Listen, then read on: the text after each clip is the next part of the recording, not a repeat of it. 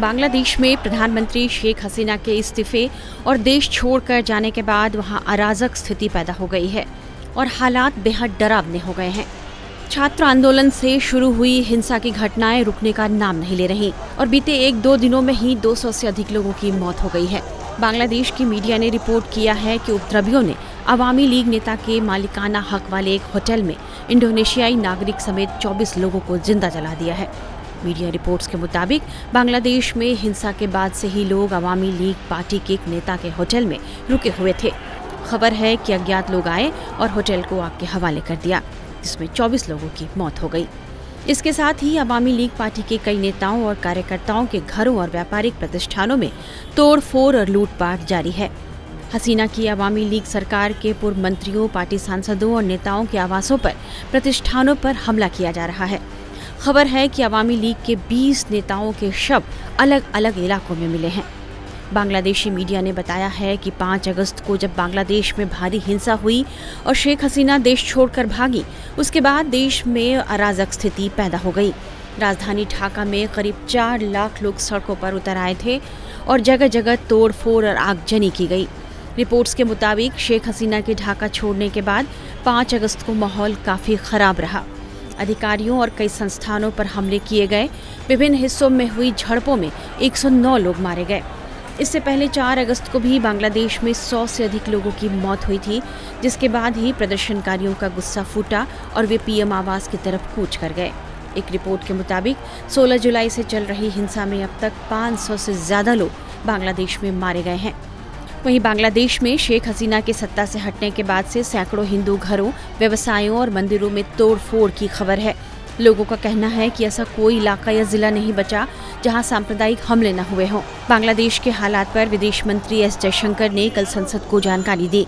राज्यसभा में बोलते हुए विदेश मंत्री डॉक्टर जयशंकर ने बताया, On 4th August, events took a very serious turn. 4 अगस्त को हालात बिगड़े। प्रदर्शनकारियों ने पुलिस पर हमले किए, साथ ही पुलिस थानों और सरकारी संस्थानों पर हमले हुए, सार्वजनिक संपत्तियों को नुकसान पहुंचाया। हिंसा ने व्यापक रूप ले लिया। लेकिन सबसे चिंता की बात वहां के अल्पसंख्यक हैं।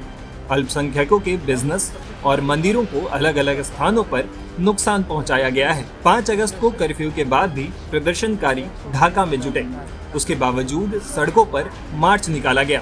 हमारी समझ ये है कि सुरक्षा प्रतिष्ठानों के नेताओं के साथ बैठक के बाद ही प्रधानमंत्री शेख हसीना ने इस्तीफा देने का फैसला किया। बहुत कम समय में उन्होंने कुछ समय के लिए भारत आने की मंजूरी मांगी। हमने बांग्लादेश अधिकारियों से फ्लाइट क्लियरेंस की मंजूरी मांगी। वे कल शाम दिल्ली पहुंची।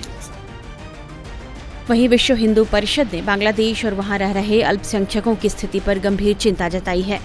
एक प्रेस कॉन्फ्रेंस में विहिप के अंतर्राष्ट्रीय अध्यक्ष और वरिष्ठ वकील आलोक कुमार ने कहा कि हमारा पड़ोसी मुल्क बांग्लादेश एक अजीब सी अनिश्चितता, हिंसा और अराजकता में फंसा है। वहां अल्पसंख्यकों को निशाना बनाया जा रहा है। भारत की जनता की ओर से कहना है कि संकट की इस घड़ी में हम बांग्लादेश के साथ खड़े हैं। इस आंदोलन में कल परसों में जो अल्पसंख्यक हैं, हिंदू, सिख, क्रिश्चियंस, बौद्ध, उन सबके धार्मिक स्थानों पर, उन सबके कमर्शियल एस्टेब्लिशमेंट्स पर, घरों पर नुकसान पहुंचाया गया है। इस्कॉन के मंदिर को काफी नुकसान पहुंचाया है। काली मंदिर के अंदर भी नुकसान पहुंचाया गया है और घरों पर भी नुकसान पहुंचाया गया।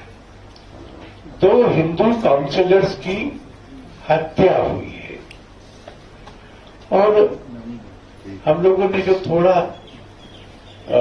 आंकड़ा कंपाइल किया है, तो ये अनफॉर्चुनेट है कि बांग्लादेश का कोई भी ऐसा जिला नहीं है जिसमें इस तरह के नुकसान की कम या ज्यादा घटनाएं ना हुई।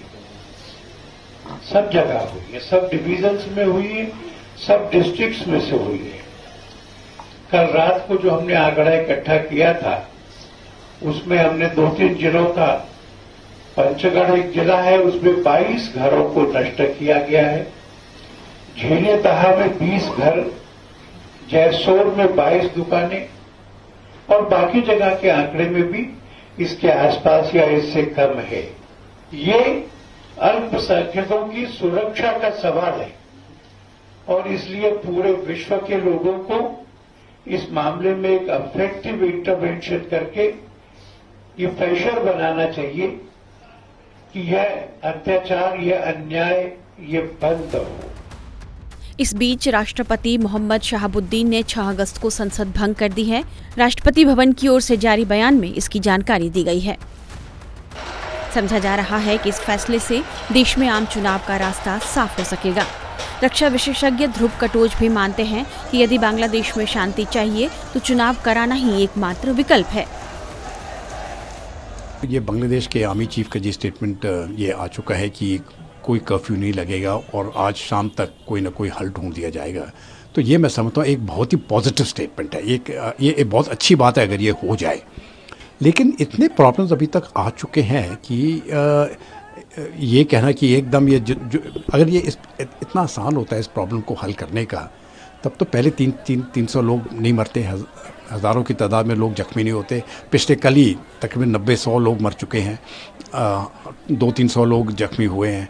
तो ये हालात कैसे हो गई, यहाँ तक इतनी बड़ी हालात हो गई और ये कहना कि आज शाम तक हल हो जाएगा, ये मैं समझता हूँ एक बड़ा चैलेंजिंग टास्क होगा, इतना आसान नहीं है। लेकिन अगर ये हो जाए तो ये बांग्लादेश के लिए और रीजन के लिए ये मैं समझता हूँ बहुत अच्छा है और हम यही प्रार्थना करेंगे कि ये हल हो जाए।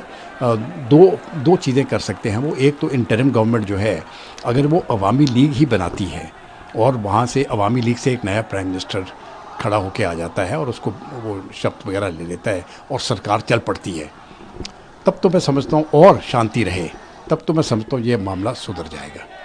अगर ये नहीं हुआ तो मैं समझता हूँ ये तो फिर बढ़ता जाएगा। आर्मी के अलावा बाकी ये 2 पॉलिटिकल पार्टीज हैं, अवामी लीग है और बीएनपी है। बीएनपी के पास मेजॉरिटी नहीं है, वो तो इलेक्शन पर नहीं लड़ी थी, जिस प्रकार तो पार्टी तो एक ही लड़ी है, वो अवामी लीग लड़ के जीत गई। तो अगर वही पार्टी चलाएंगे तो बीएनपी बोलेगी तो हमारा क्या होगा। अगर मिलीजुली सरकार चलाएंगे तब तो बहुत कॉन्ट्रडिक्शन हो जाएंगे दोनों सरकारों में और बीच में रेफरी बनेगा बांग्लादेश आर्मी। तो अगर कोई लॉन्ग टर्म हल चाहते हैं तो मुझे लगता है फिर से इलेक्शन कराना पड़ेंगे, वो आर्मी की देखरेख में वो इलेक्शन होंगे और उसके बाद फिर देखते हैं क्या होगा। लेकिन आगे वाले दिन बहुत टेंस रहेंगे, इसमें तो कोई शक नहीं है और भारत को बहुत निगरानी रखना पड़ेगी उधर कि देखिए हो क्या रहा है एक, और उसके ऊपर कड़ी नज़र रखना पड़ेगी। फिलहाल सेना के चीफ जनरल वकार उज्जमान ने 5 अगस्त को शेख हसीना के इस्तीफे के बाद अंतरिम सरकार बनाने की बात कही और सेना ने वहां भी कमान संभाली हुई है। आरक्षण व्यवस्था को लेकर करीब 2 महीने से चल रहा छात्रों का आंदोलन उस समय तख्ता पलट के एक बड़े घटनाक्रम में बदल गया जब प्रदर्शन कर रहे हजारों छात्र पीएम आवास में घुस आए। उसके बाद शेख हसीना के पास अपनी जान बचाने के अलावा कोई उपाय नहीं बचा और वे तुरंत अपनी बहन के साथ भारत पहुंच गईं।